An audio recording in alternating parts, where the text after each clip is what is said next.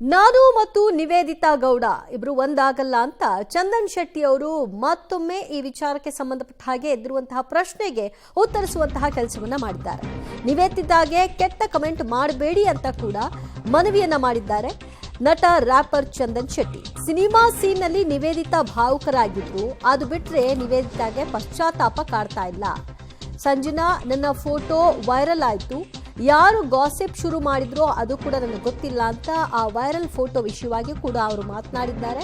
ಜೊತೆಗೆ ನಿವೇದಿತಾ ಮತ್ತು ಚಂದನ್ ಶೆಟ್ಟಿ ಇಬ್ಬರು ಕೂಡ ಒಂದು ಸಿನಿಮಾದ ಚಿತ್ರೀಕರಣಕ್ಕಾಗಿ ಅವರಿಬ್ಬರು ಭಾಗಿಯಾಗಿದ್ರು. ಅದರ ಒಂದು ತುಣುಕು ಸಿಕ್ಕಾಪಟ್ಟೆ ವೈರಲ್ ಆಯಿತು.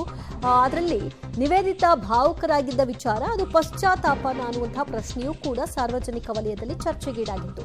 ಇದೆಲ್ಲಕ್ಕೂ ಕೂಡ ಉತ್ತರ ಕೊಡೋ ಮೂಲಕವಾಗಿ ಸೋಷಿಯಲ್ ಮೀಡಿಯಾದಲ್ಲಿ ನಿವೇದಿತಾ ಬಗ್ಗೆ ಕೆಟ್ಟ ಕಮೆಂಟ್ಗಳನ್ನ ಮಾಡಬೇಡಿ ಅಂತ ರಿಕ್ವೆಸ್ಟ್ ಮಾಡಿದ್ದಾರೆ ಚಂದನ್ ಶೆಟ್ಟಿ. ನಿಮ್ಮ ಮತ್ತು ಸಂಜನಾ ಅವರ ಒಂದು ಫೋಟೋಗಳು ವೈರಲ್ ಆಯಿತು ಸಾಮಾಜಿಕ ಜಾಲತಾಣದಲ್ಲಿ.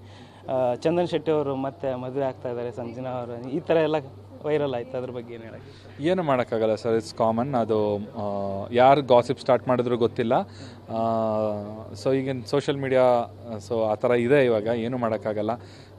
ಯಾರೋ ಏನೋ ಒಂದು ಪೋಸ್ಟ್ ಹಾಕ್ಬಿಟ್ರೆ ಅದು ನಿಜನೋ ಸುಳ್ಳು ಅನ್ನೋದನ್ನು ಫಸ್ಟು ಅನಲೈಸ್ ಮಾಡ್ದಲೆ ನಂಬಿಡ್ತಾರೆ. ಸೊ ಅದು ಪ್ರಾಬ್ಲಮ್ ತುಂಬ ಕ್ರಿಯೇಟ್ ಮಾಡುತ್ತೆ. ಬಟ್ ಅದು ನಮ್ಮ ಪರ್ಸ್ನಲ್ ಲೈಫ್ ಮೇಲೆ ನನಗೇನು ಅಷ್ಟೊಂದೇನು ಪರಿಣಾಮ ಬೀಳಲಿಲ್ಲ. ಬಿಕಾಸ್ ನನಗೆ ಕ್ಲಾರಿಟಿ ನೋಡಿದಾಗ ಯಾಕೆ ಈ ಥರ ಆಗುತ್ತೆ ಅನ್ನೋದು ಒಂದು ಕ್ವಶನ್ ಬಂತು. ಆಮೇಲೆ ನಾನೇ ಅನಲೈಸ್ ಮಾಡ್ಕೊಂಡು ನೋಡಿದಾಗ ಸೊ ಇಟ್ಸ್ ಕಾಮನ್. ಸೊ ಒಬ್ಬರು ಸೆಲೆಬ್ರಿಟಿ ಪಬ್ಲಿಕ್ ಫಿಗರ್ ಅಂತಂದಾಗ ಅವ್ರಿಗೆ ಈ ಥರದ್ದೆಲ್ಲ ಗಾಸಿಪ್ಸ್ಗಳು ಬರೋದು, ವದಂತಿಗಳು ಹರಡೋದು, ಈ ಥರದ್ದೆಲ್ಲ it's common, quite common. So ಹಾಗಾಗಿ ಕೆಪ್ಟ್ ಇಟ್ ವೆರಿ ಗ್ರೌಂಡೆಡ್.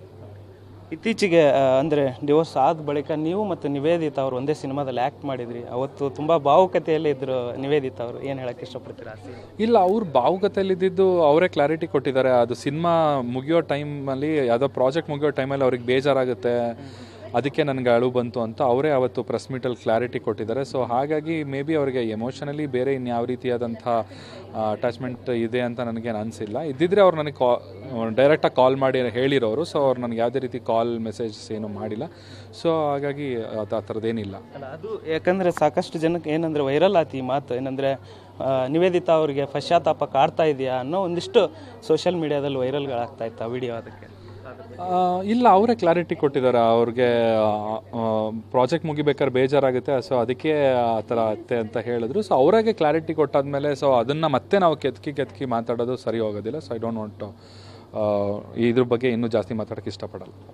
ತುಂಬ ದಿನ ಆದಮೇಲೆ ಮತ್ತೆ ಒಟ್ಟಿಗೆ ಸ್ಕ್ರೀನ್ ಶೇರ್ ಮಾಡಿದ್ದು ಹೇಗಿತ್ತು ಎಕ್ಸ್ಪೀರಿಯನ್ಸ್?